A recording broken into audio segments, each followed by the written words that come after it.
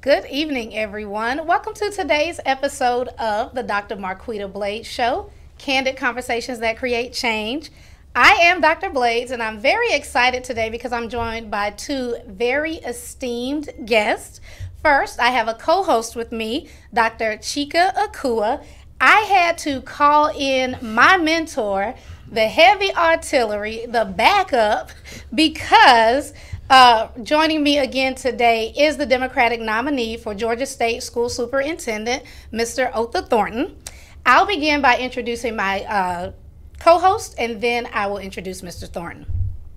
Dr. Chika Akua is a professor of educational leadership at Clark Atlanta University and is a leading authority on increasing the achievement of today's students, especially those in some of the most challenging schools and communities. His book, Education for Transformation, is a favorite among teachers and leaders and has been endorsed by a number of prominent national educators. As a recognized master teacher and leadership consultant, Dr. Akua has been an invited keynote presenter and trainer at regional, national, and international conferences, school systems, colleges, and universities. With an African-centered and culturally relevant approach toward closing access and opportunity gaps, he is known for his dynamic, interactive presentations to teachers, parents, and students. Dr. Akua is a former Teacher of the Year, was named one of Ebony Magazine's 50 Leaders of Tomorrow, a distinction that he is living up to this day. He has developed a number of culturally relevant curriculum resources, including 10 books, 70 Black History and African Proverb posters, and 10 African origin historical DVDs. Additionally, he has been an invited lecturer for undergraduate and graduate courses in teacher education at Georgia State University, Southern University, Howard University, and previously at Clark Atlanta University. Dr. Akua is a committed volunteer with several youth mentoring and leadership academies and college preparatory camps for middle and high school students. He has helped lead over 1,000 students and parents on trips throughout Egypt, Ghana, Morocco, and Senegal through the African Genesis Institute's Teen Summit 1000 program. Dr. Akua is frequently called upon by education, civic, and social organizations to speak about educational excellence and cultural knowledge. Welcome, Dr. Akua. Thank you, Dr. Marquita. It's wonderful to be back here with you today. I made it my business to get back from Texas from another commitment to be here with you today to listen to the wonderful information that Mr. Thornton has to share with us. Well, I appreciate you making the effort and getting here, and I know our viewers are going to benefit from your presence as well. And now I will read the extensive bio of Mr. Thornton. Otha Thornton is a son of Georgia natives. His family history stretches back 8 generations. He grew up in Elberton, Georgia, a community with deep roots and rural traditions, which taught Otha the values and hard work which define his leadership. Otha earned degrees from Morehouse College and Michigan Technical University. After college, he enlisted and served for more than 2 decades in the United States Army and retired from active duty as a lieutenant colonel. During his military career, Otha served as Presidential Communications Officer and J1 Director with White House Communications Agency under both Republican and Democratic administrations. Otha was also Chief of Personnel Operations for the United States Forces Iraq in Baghdad.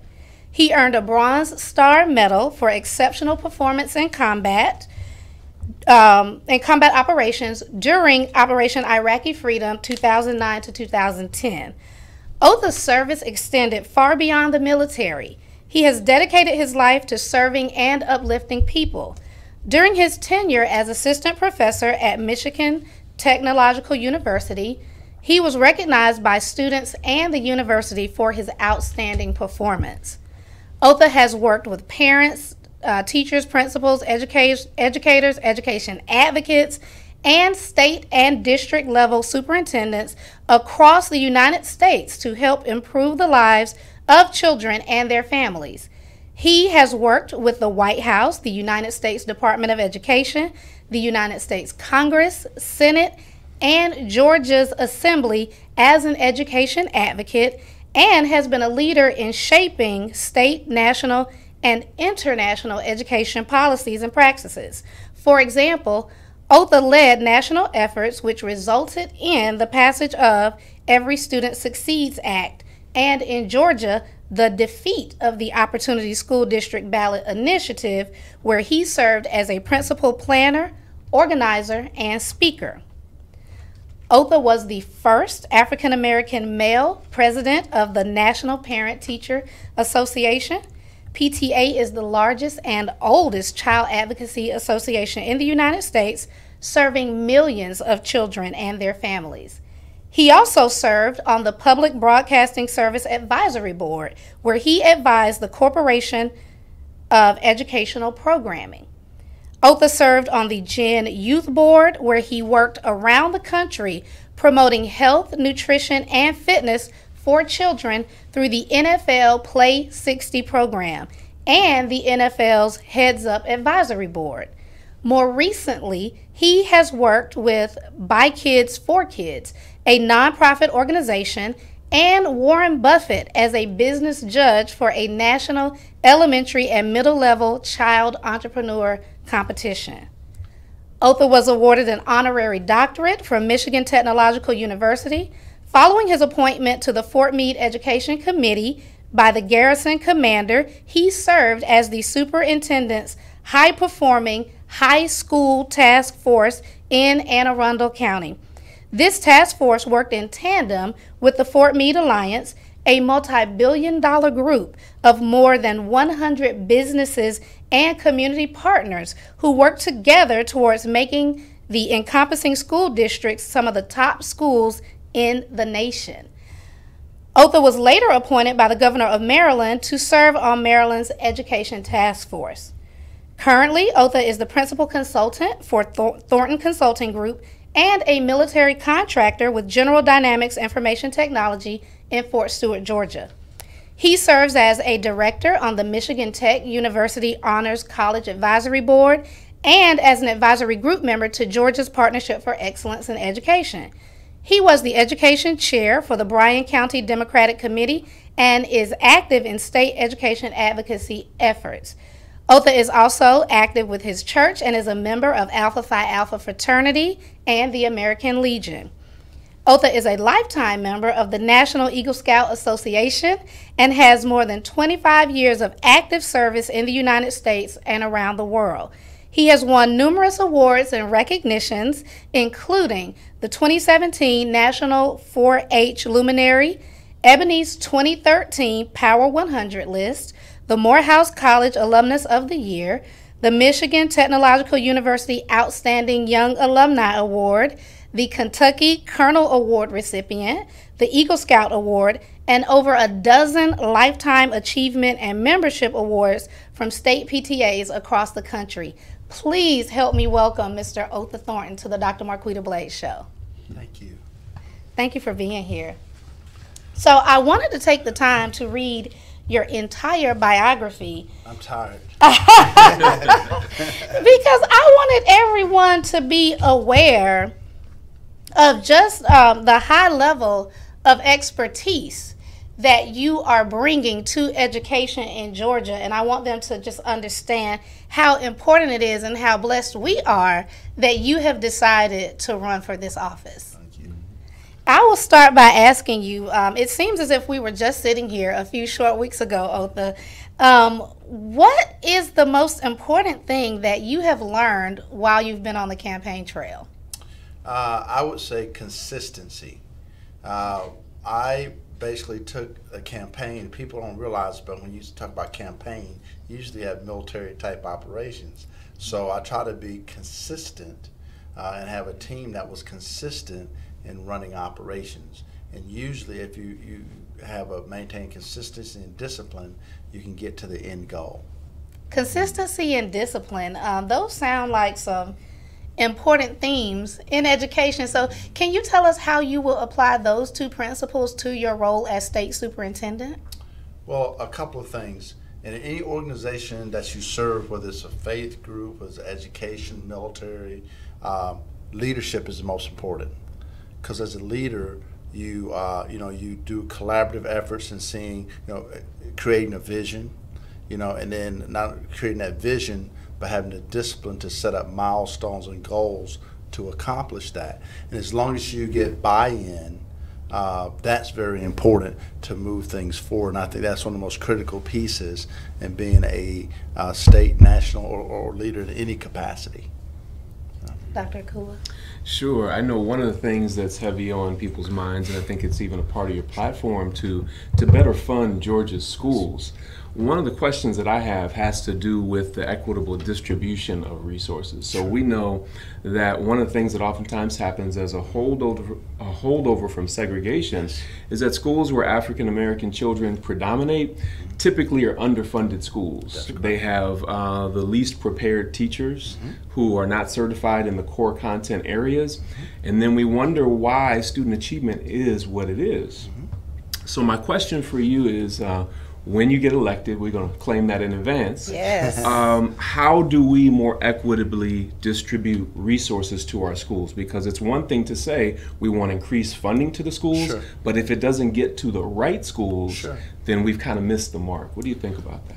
Well, sir, I tell people in order to address a problem, you really have to look at the history and get things about segregation, because the Georgia school system in 1870 started out segregated. 1954 Brown versus Board of Education, Georgia did not want to comply with it.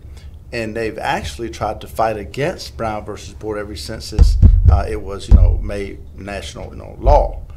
So in 1956, Governor Griffin and the Georgia Assembly said to the federal government, we will make every public school private before we integrate. I tell people, I'm from Elberton, Georgia. My school's been fully integrated until 1972. Now I bring people to 2018.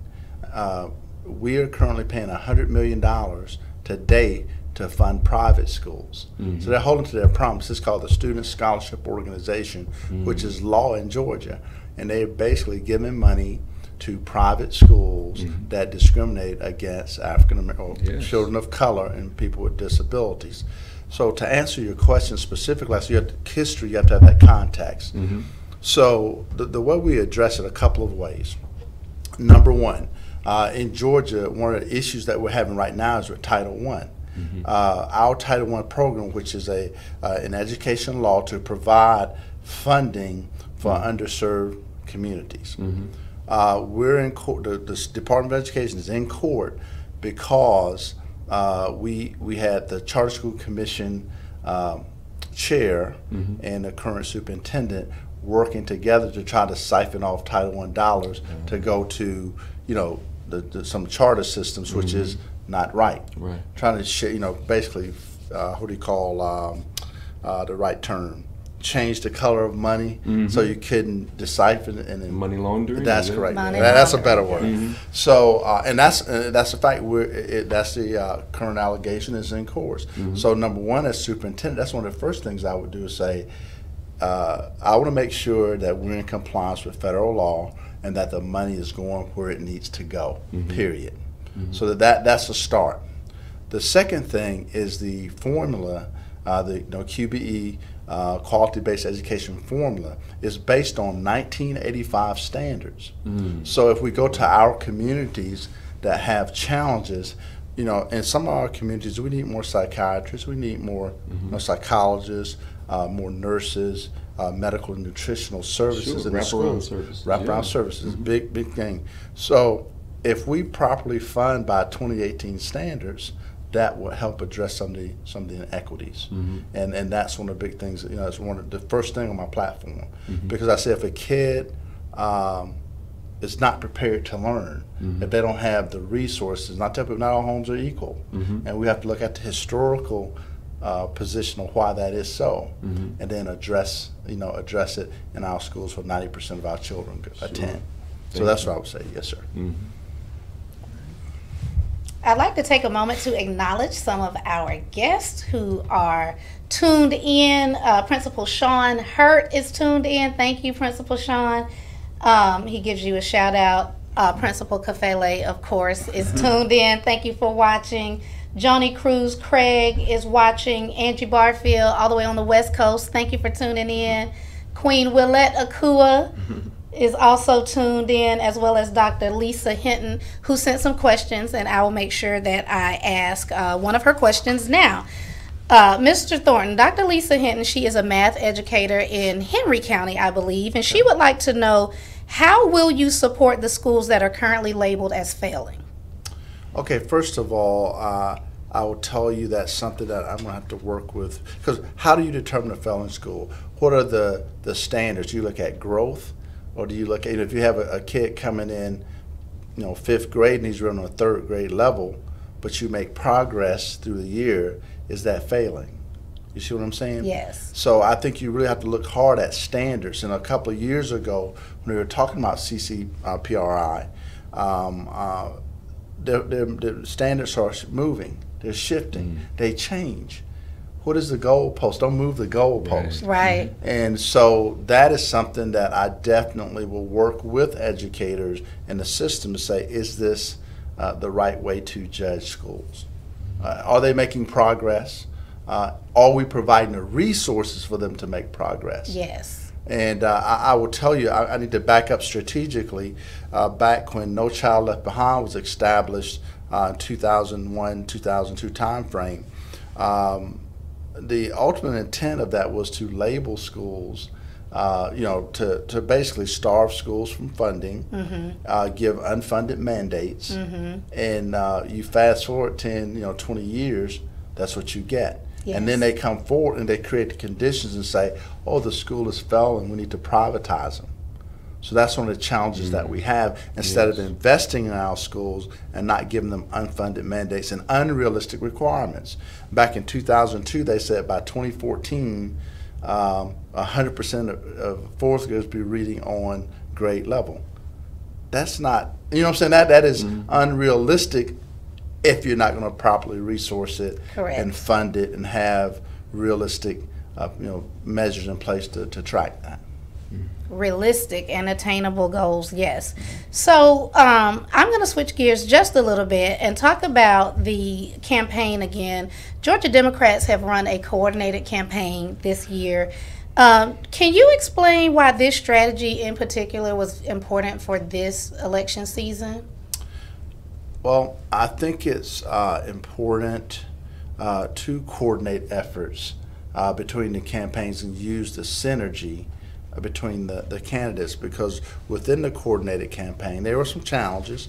But for instance, I'm a military person, so in some cases the campaign leveraged the base that I have. There over 10 military bases in Georgia, and between me and we also have the Commissioner of Labor, Mr. Keatley, who's running for labor, our nominee. He's a Navy officer, former Navy officer. So just leveraging the different talent across the candidates made a difference. Miko running for lieutenant governor, she's a businesswoman. So leveraging the business community. So that was efforts made. And I think in the future we can hopefully get better at doing much better with coordinated campaigns. Well, I know that you want to coordinate efforts between the business community and the State Department of Education as well. So can you talk a little bit about your plans for creating those types of strategic partnerships? Sure. I actually have very successful experience in doing that. Fort Meade, Maryland. We had this group called the Meade Alliance, and it's currently we started off with a couple of hundred, now it's up to 1,000 as of last February. So what we did, we took the businesses, we worked with them to bring their people into the classrooms to mentor and talk to the kids about the skills they needed, particularly soft skills in the industry, teamwork, group work, so they can hear that and emphasize the importance of why do you need to be proficient in language or languages in order to work in the industries. So today, one of the things these companies are doing, they're offering internships and apprenticeships for over 10,000 students in that school system. So I think that's important, and I want to bring a similar model. As a matter of fact, one of the things I want to do is I sort of have my team, my transition team together, my chief of staff, and I want to take her and some other leaders here in Georgia in December, pending a successful election, to see that model and say, here's a model. Although we do have some great things going on in Georgia, this model is one of the top in the country and world. So, and I'm going to, as far as the superintendent advisory group, I tell people I'm not a person to have meetings just to have meetings. If we're going to have a meeting, what are the objectives, what are the actionable items we want to bring out of the meetings? So I'm going to have a business advisory group that we can say, here's what's going on in the schools, what can we do to have a win-win situation. And this is an important fact. Georgia, by Business Week, is ranked #1 for doing business, but our school systems are ranked 38th. So my thing is, there's a disconnect. Yes. We can give Amazon or offer them $1 billion to come here, but we can't find $200 million to invest in our kids and our school systems. How about that? Excellent point. Dr. Akuda? Sure. That's a wonderful point that you just made. The question that I want to ask, and I was so glad to hear that you have that you're rooted in the understanding of our history and things that have unfolded politically as it relates to that. One of the things that we know is that as a result of the Brown versus Board of Education decision in 1954, which was supposed to integrate our schools, it actually disintegrated many of our schools. One of the ways that it did that, the research shows that over 39,000 black teachers and leaders were either demoted or out and out fired. My question for you is, what can you do, or how can you help to replenish the black teacher workforce, especially when research shows that when black children have black teachers, they're more likely to make the honor roll with an increased GPA, they're less likely to be suspended, they're more likely to be put in gifted programs and things of that nature. That's something that really makes a difference, not only for African American students, but for all students to see diverse models of intellectual authority. Absolutely. Sir, that's an excellent question. And here, my approach to that, I actually had an opportunity to talk to Dr. Doge at Savannah State a couple of weeks ago. And I said, hey, ma'am, in February, can we consider doing a forum at Savannah State around black teachers? You know, the recruitment and retention and the challenges that we're having, because that's a common thing I'm hearing around the state as I talk to different school systems. May I invite you to Clark Atlanta University to do the same thing? Absolutely. I would be happy to do that. And I think I've said this before we move forward too. It's very important. I have 2 kids. I have a 28-year-old. Well, my daughter turned 29 today. She's in Houston. Happy birthday! And my son is 26. But in their education process, there are 3 big things that I pushed on: identity, culture, and exposure. You got to know who you are. Yes. I know my ancestors are from Ghana and Cameroon, and they understood that, and I taught them history and stuff from that perspective, and that's very important. But I also exposed them to different cultures. We lived all around the world, and so they were able to see different cultures, and just that exposure really makes a difference in the self-actualization of people and appreciation. With that being said, curriculum in our schools. I tell parents, they say, state school superintendent, what are you going to do about this curriculum? I say, okay, understand that your school board is responsible and have the power to do curriculum.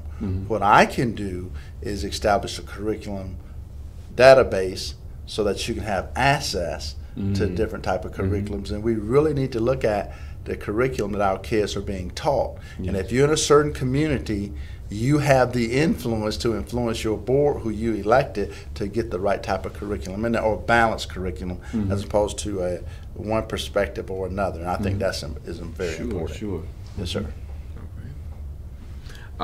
Well, since you mentioned the curriculum issue, one of the things that's a part of my research agenda is that there are several states that actually have African American history legislation. So, for example, the state of Illinois, New York, New Jersey, South Carolina.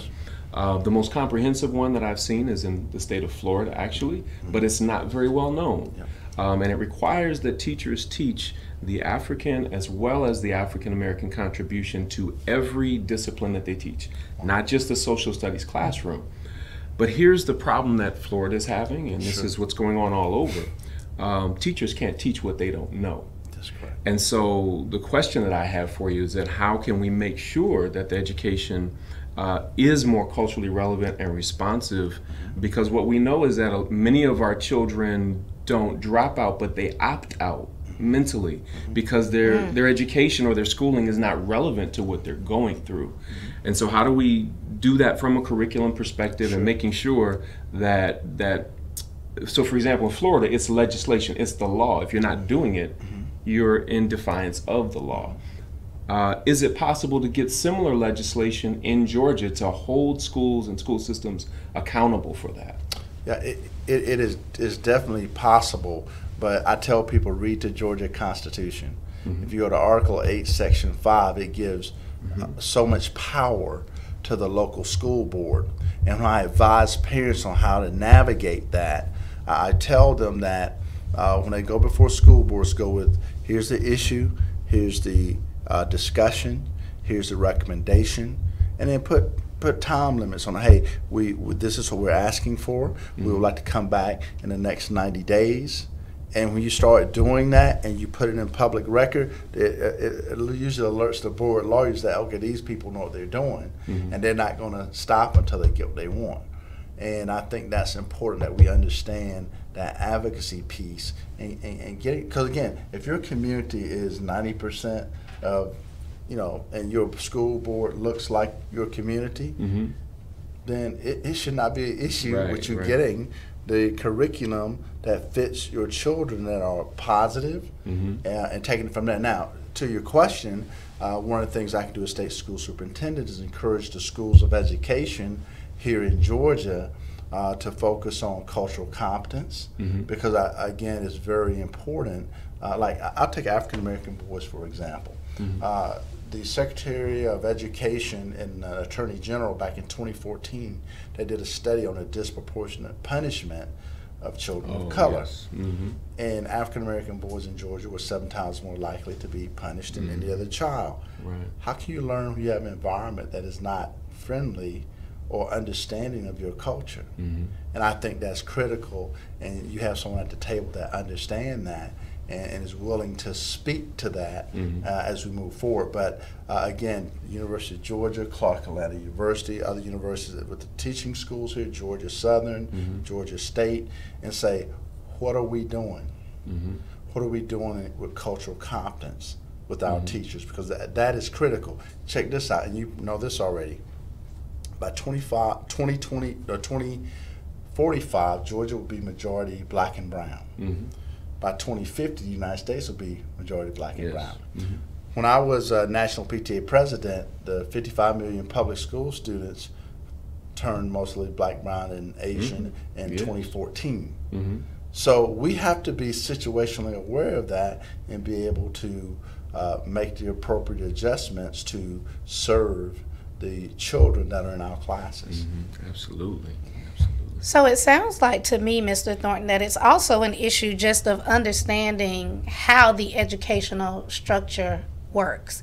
Because I don't think most people know that curriculum can be changed at the district board level. I think they think it automatically is all determined at the state level. No, that's at the state level. I tell people, we have the Georgia milestones. So you have standards. Yes. So and each school system is to ensure that they can, teach their students so they can meet the necessary, standards, the Georgia milestone standards. But they select their curriculum on how they do that. But for me, my position on education 4 purposes. Number 1, to build character. Number 2, to build critical thinking skills. Number 3, creativity. And number 4, compassion. So when you're developing or looking at a curriculum, you have to look at those, I think those areas to really make a difference and to build good citizens for our state and our nation. Yes.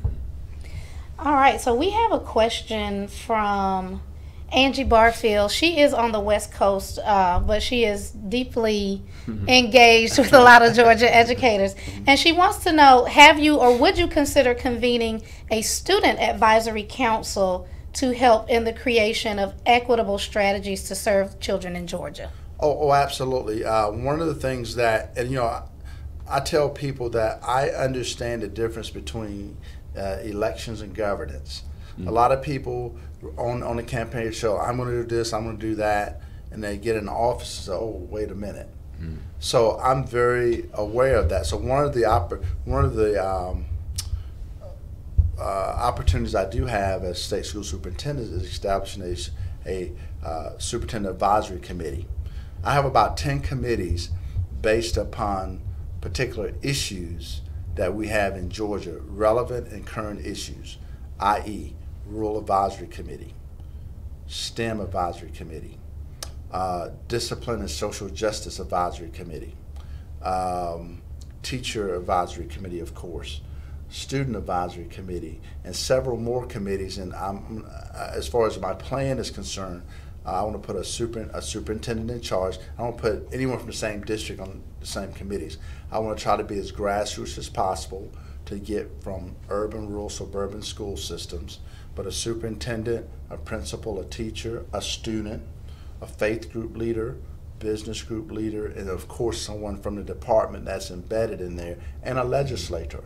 So my plan is once we, right now, like I'm talking to superintendents, and after Tuesday night, the next week my plan is to announce part of my transition team and talk to the Georgia School Superintendent Association president about soliciting superintendents to serve as chairs, who has the interest and the skill sets and backgrounds to do it. Then the second phase of that, which I want to have them appointed by January. By February, I want to reach out again across the state and have people that have expressed interest in some of these committees to build those up, and also the legislators. I have many legislators that we want to work with you and just get the right ones on there that are, again, effective in getting things done. And once that happens in March, I'm going to do the first meeting. I want to bring the Georgia Partnership for Excellence in Education in, which is the premier research group here in Georgia. I'm a Georgia fellow. I went through their program. I want to get Georgia School Board and different associations to give everyone an overview, so when we make decisions and we have evidence-based information. Yes. So March 1st meeting, May 2nd meeting, and by August, September timeframe, they have everything together, legislation ready to go to drop in December for the 2020 session. So that's the tentative plan right now. So, but you have to do that. And like I said, I don't like having meetings just to have meetings. What is the actionable objectives where we're coming out of this meeting with? If not, we're just wasting time. Y'all, I heard a full calendar. Did y'all just hear a full calendar? He has plans and a vision for Georgia. All right, we are getting more questions and comments. Principal Sean Hurt would like to know, would you be open to bring in African American consultants who have a history of success in inner city schools? Oh, absolutely. One of the challenges that we have at state level, again, I will have oversight over $11 billion budget. With that being said, the state of Georgia has less than 2% of minorities receiving contracts with the state. With that being said, if I have oversight, which I select my own chief financial officer, that is something I will look at and try to ensure that there's equitable and fair representation in awarding of contracts for all. So if they have the credentials and the background, absolutely. And I've proven when I was national PTA president, that's one of the things I did also.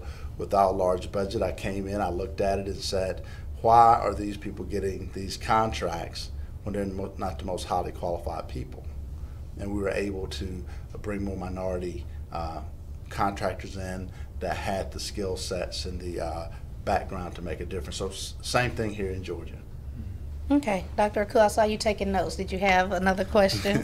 I was taking notes because we know that the historical ramifications of the distribution of those funds and how it maintains systems of oppression and so forth.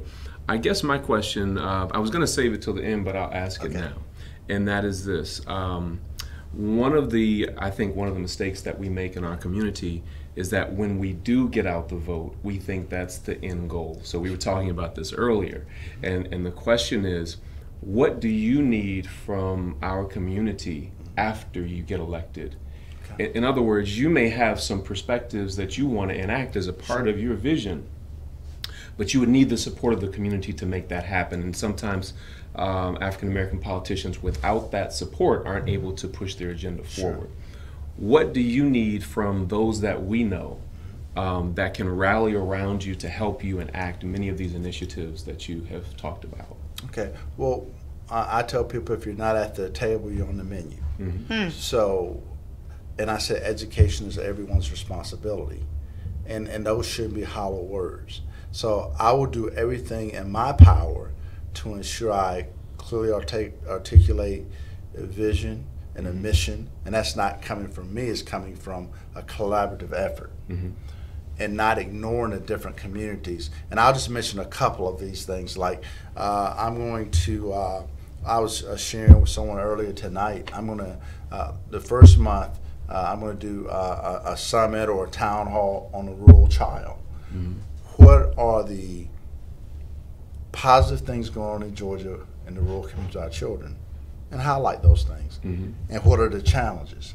And not just stop right there, but say, okay, we've identified the challenges. We have evidence and data to back up what's going on. Now, what are we going to do about it? This organization, that organization, in Georgia. And let's come back again in a year. But again, we set milestones through the year. I'm going to do that with foster children. Do that with children with disabilities. And just the different groups. So I'm going to break those out, even ethnic groups, break those out. The first year and each month highlight the positives and the challenges. I think that will make a difference, and hopefully, like I'll give you Asian Americans. The Asian American community has really embraced me. I mean, I lived time in Japan, Korea, and even Southwest Asia, Iraq. I work with kids over there too. The military work with kids over there in the war zone. I was one of the folks working with the State Department to try to just help. I mean, I did a lot of work there in the State Department. It's too long to talk about, but so with that being said, the Asian community, so we don't feel that we are being represented or people deal with our issues and challenges. There's a large Asian community, particularly in the Gwinnett community. In the African American community, we have particular issues and things that we need to deal with. So, we will do that in those different communities. So I think that'll make a difference, and hopefully that will engage because they can identify, and we get people that are sympathetic to the challenges in other communities that will make a difference and bring resources in. Sure, and that's so important. That's something I'm challenging myself to do. Is to be more active and involved after the election, so that we can make sure that we're supporting our candidates after they get in office. Well, we'll definitely keep in touch, and I'll give you my information tonight. And like I said, we can do some things over at Clark, Atlanta, and not just one time, but consistent. And remember, I'm talking about consistency and discipline, and moving towards goals and visions that we have. Well, I think the huge step is just you making it known that you want the input, because a lot of times people may not feel as if their opinions or their time or efforts are welcomed. And so you've all heard it here on the Dr. Marquita Blades Show that you are welcome to be involved. Mr. Thornton, back in September, I attended the Page Education Forum where you were there with the current school superintendent, and you were asked about the use of public funds for private education, and you stated that Georgia is playing checkers rather than chess. So how can we get on the chessboard? What are some examples of moves that we should be making so that we can be more strategic? First two things. Number one, update our funding formula. We're operating on a 30-year-old formula from 1985. Yes.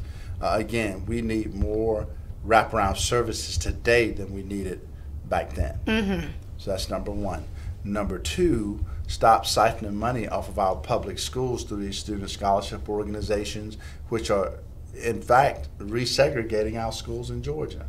It's no good anymore. So what happens when in 2045 you have,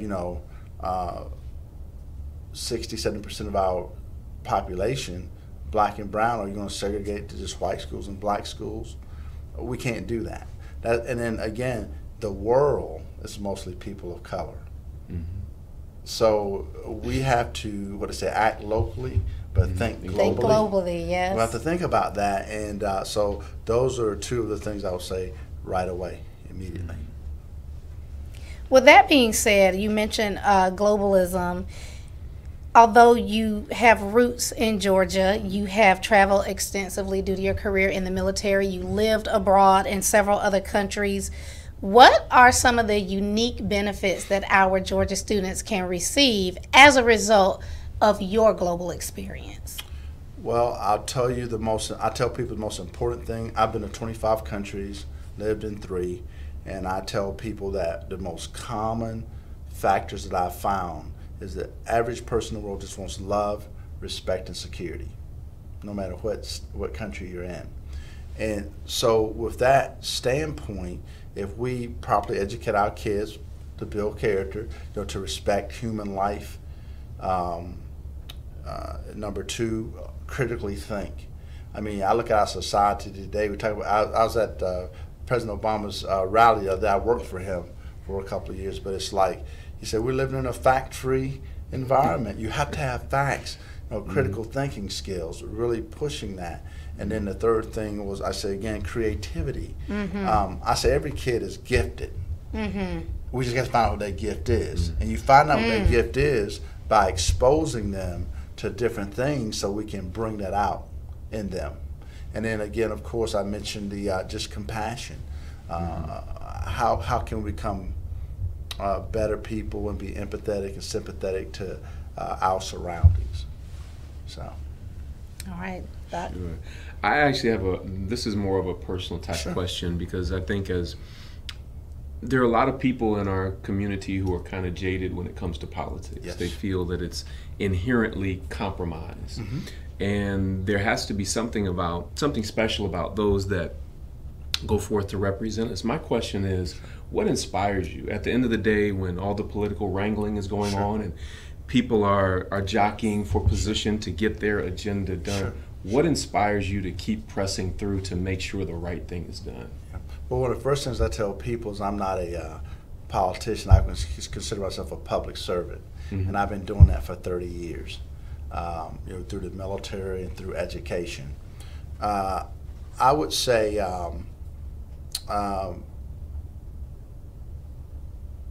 repeat the what inspires you when things get challenging. So I shared this story last time I was online. My father left home when I was 13. I'm oldest of 7. At that point, I said, "Mom, what are we going to do?" After about a week, what are we going to do? And she says, "We're going to keep God first. We're going to take care of the family, and you're going to get your education." So based upon that, keeping those priorities and values, I was able to graduate with high school honors, although I worked through high school and college at Morehouse, and just those values and where I went. And my mom said, "You can go anywhere in the world if you keep those priorities together." And again, I joke sometimes I went from the poorhouse to the White House over the course of my life. And all through my life, I always went back to schools to talk to disadvantaged, underprivileged, and say, "Hey, look, if I can do this, you can do this." Focus on what you want to do. And I think that's what inspired me, where it took me in helping others, go and bring people with you. And that's what and it inspires me to be able to help students and to help families, because when you help the students, you're helping the families. So that's what inspired me. The service inspires me to do it. Absolutely. That's right. So the last time you were here, we were encouraging the Georgia voters to get out and show up for the runoff election. They did that. You're sitting here now. What final words do you have for Georgia voters as we approach the general election on Tuesday? If you're not at the table, you're on the menu. We're making choices about our community and our children. And if you're not at the table, when you have an opportunity, you cannot complain. We cannot even talk if you don't vote. And the vote is so powerful. They're doing everything in their power to suppress the vote.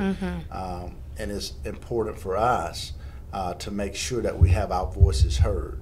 We can make a difference, and get out to vote. Don't let us down. In 2010, when I was leaving the White House, it was November when we lost I think it was the House. President Obama said elections has consequences, and they do. And from that point on, they just basically try to block everything. And we need to get people the right mindsets. Now, I must regress for a second. I digress. I'm a Democrat, but I believe first in just good education policy. So I'm personally willing to work with anyone that wants good education policy, because we, on both sides, people that may not want to do the right thing by our kids. So that's why, and that's what I've done most of my in a nonpartisan role. So that's going to be important. So we need to make sure we put the right people in office to ensure that our kids and our communities get the best. All right, Dr. Akua, do you have any final thoughts or questions? Actually, my final thought or question, it's a thought, but not necessarily for you, Mr. Thornton. It's really to the viewers. Yes. I understand the forecast is calling for rain on Tuesday, so get your umbrella, get your poncho, and make sure you make it to the polls.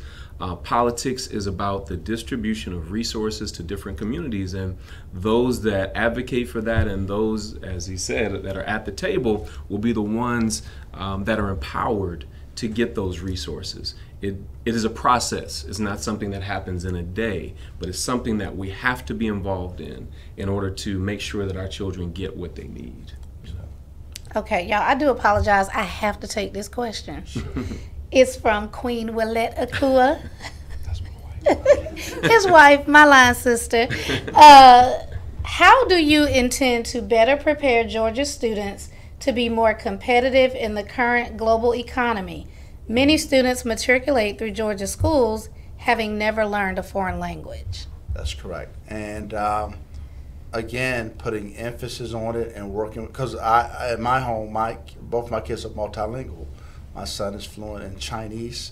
He speaks German and some Spanish. My daughter is fluent in German and speaks some French. My second language was Russian. So with that being said, it's very important that we push foreign languages. And I'm, again, just encouraging superintendents to do that. I'll give you a perfect example. A lot of people miss it. Georgia is an international state. We have 3 international airports. We have Hartsfield, we have Bushville and Augusta, we have Savannah International. We have 2 major ports here, Savannah ports and Brunswick. So there's so much international trade and commerce. We got Kia, we got Mercedes, we have Porsche. So we have all these international companies here. So how do we compete and have our kids available to work for those companies and potentially go back and forth with job opportunities to those countries? When Kia first moved here to West Point, Georgia, the executives were talking about the education system here, and they were actually paying to have an extra day of school for the kids, for their families that were coming in from Korea. Wow. That's how important. Wow. And we have to understand that. And as a military, I've worked in providing information for base realignments and closings.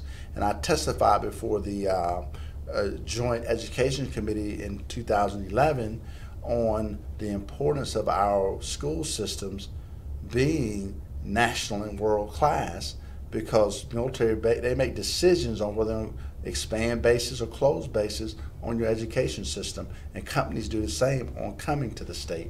You have to understand that as superintendent. And last thing, schools districts are usually one of the top 5 employers in every community. And if you have a bad school district, businesses will not come to your community. You will lose your tax base, and that's important to know. So you need to have very good school systems to attract businesses and have good economies. Yes. And just build good citizens. Okay, Yes, thank you for answering that. And thank you for everyone for tuning in today to this very important conversation with Georgia Democratic nominee for State School Superintendent, Mr. Otha Thornton. Thank you to my co-host, Dr. Chika Akua, for joining me today and bringing some very critical questions to the conversation. You all know that you can reach me or find me on Facebook, Marquita Smith Blades, or the Dr. Marquita Blades Show. Also, my website, www.drmarquitablades.com. Dr. Akua, how can the people connect with you if they want to follow up? Sure. That would be drakua.net. That's www.drakua.net. All right. And Mr. Thornton, how can people keep track of you over the next few days until you are elected? www.othathornton.com. That's OTHATHORNTON. All right. Okay. Thank you again, everyone, for watching, for your input, for your awesome questions. Join us back here on third Sunday. This has been the Dr. Marquita Blades Show on live TV at Status Network, the future of broadcasting.